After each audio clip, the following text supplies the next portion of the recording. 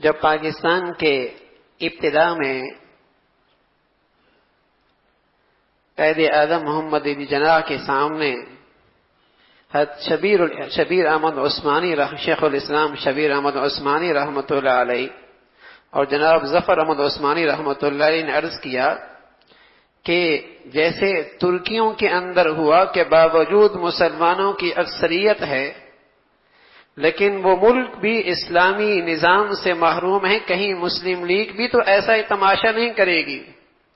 تو اس وقت بانی پاکستان نے کہا تھا کہ ہم ایک محض خطہ نہیں لینا چاہ رہے، ہم تو ایک ایسا تجربہ گاہ لینا چاہتے ہیں جہاں اسلام کے اصولوں کا تجربہ کر کے اور ان پر عمل کر کے دنیا کے لیے ایک نمونہ پیش کیا جا سکے۔ پھر علماء نے ان کی قیادت میں وطن عزیز کے آزادی کے لیے جو ان سے بن سکتا تھا قربانیاں دی، اور پھر جب پاکستان بننا 14 اگست تو کراچی میں قائد اعظم نے قدر شناسی سے کام لیا، احسان شناسی سے کام لیا، اور کراچی میں شیخ الاسلام شبیر احمد عثمانی رحمۃ اللہ علیہ کے ہاتھ سے جھنڈا لہروایا، اور ڈھاکہ کے اندر جناب مولانا ظفر احمد عثمانی رحمۃ اللہ علیہ کے ہاتھ سے جھنڈا لہروایا۔ تو یہ پاکستان کا مطلب تھا لا الہ الا اللہ محمد الرسول اللہ۔ اس مقصد کے لیے یہ ملک وجود میں آیا تھا، اور یہ بہت بڑی نعمت ہے، بہت بڑی نعمت تھی، اس لیے کہ اس آزادی کے پیچھے یہ مقصد بہت اونچا تھا۔ اس لیے اسلام کے متوالوں کو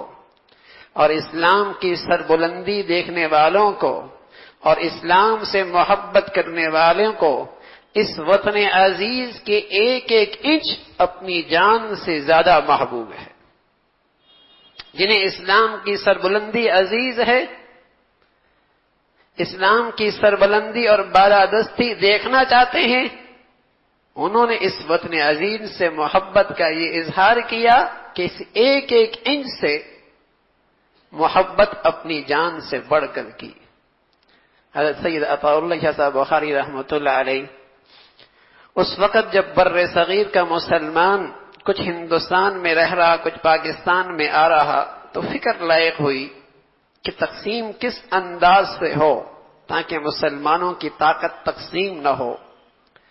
لیکن جب وطن عزیز بن گیا تو کسی نے حضرت شاہ جی رحمۃ اللہ علیہ سے پوچھا کہ آپ کی پاکستان کے بارے میں کیا رائے ہے؟ حضرت فرمانے لگے